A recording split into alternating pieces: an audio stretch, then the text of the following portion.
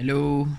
Next up, we are going to learn about highest common factor, which is also known as HCF, and also lowest common multiple, which is LCM.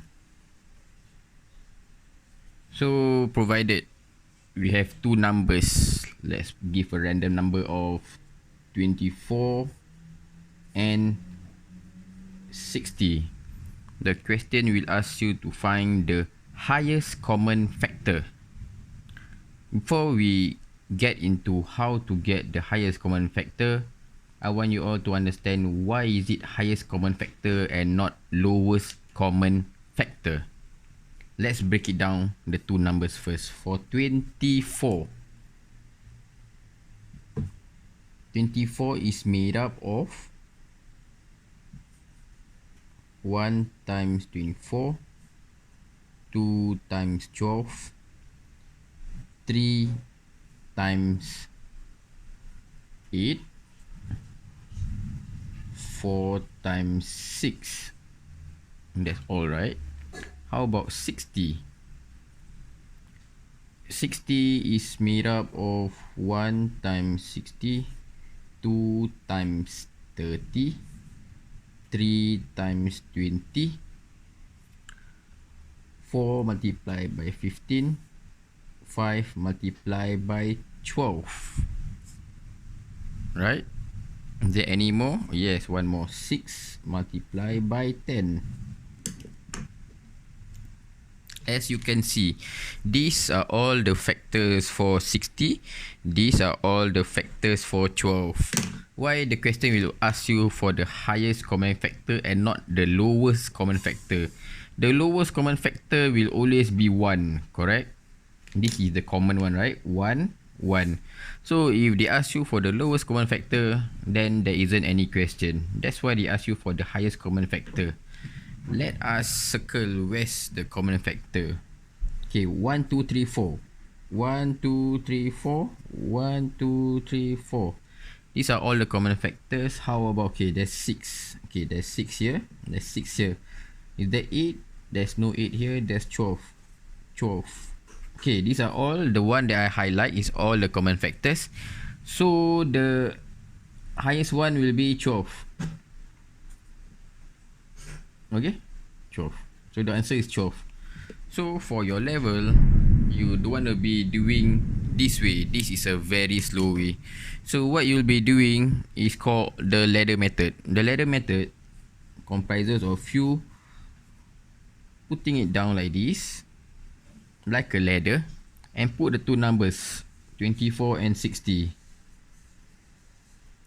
Okay, then you divide it by the prime number. The prime number, let me put number 2. 24 divided by 2, I will get 12. 60 divided by 2, I will get 30. Okay, then I divide by 2 again. 12 divided by 2, I will get 6. 30 divided by 2, I will get 15. Is there any more prime number that I can divide the two numbers with? How about 3? 3. 6 divided by 3, I will get 2. 15 divided by 3, I will get 5. So is there any more? There's no more, right? So it ends here. It ends here. There's no more common factor. So what you do next is you take all the numbers on this side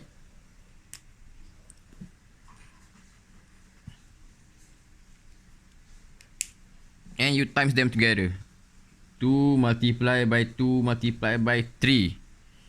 You will get 2 times 2 is 4. 4 times 3 is 12. 12. Easy. That is how you get highest common factor. Now, let us go to lowest common multiple. Let me give you an example. And I give you a very easy example of a small number like 3 and 7. No, 3 and 7, okay? So what are the multiples of 3 and 7? 3, 6, 9, 12, 15, 18, 21, 24, 27, 30, 33, and so on, right?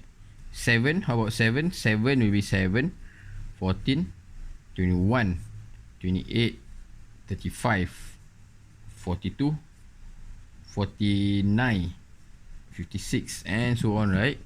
So if I want to find the highest common multiple instead of the lowest, highest common multiple, the answer will be millions and tens of millions and billions, right? So there will be no ending to it. That's why the question will only ask you about the lowest one, the first one that you meet. So based on this example, which is the first one that we see? Let us see. 14, is there 14? There's no 14. About 24, there's no 24. How about 27? There's no 27. Oh, so far there isn't. Let's try some more. 33, 36. 36, 39. 39 plus another 3 will be 42. Okay, there. We have it. So the lowest common multiple for 3 and 7 will be not 42, that's 21. 21. Okay? 21 is the lowest common multiple for 3 and 7.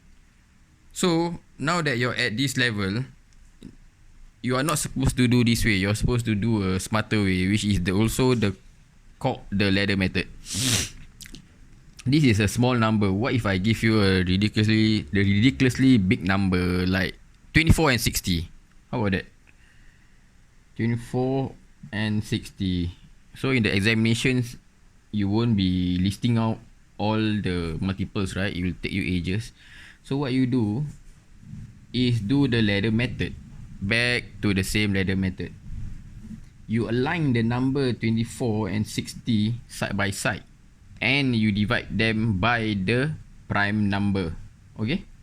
Divide by the prime number. I divide by 2, I will get 12. Divide by 2, I will get 30. Then I divide by 3, I will get 4. Divide by 3, I will get 10. Then I divide by 2, I will get 2. Then this one, I will get 5. Okay? So, for the highest common factor, we'll stop at this. But for the lowest common multiple, we cannot stop at this, but we must divide it all the way till we get the number 1. How do we do it?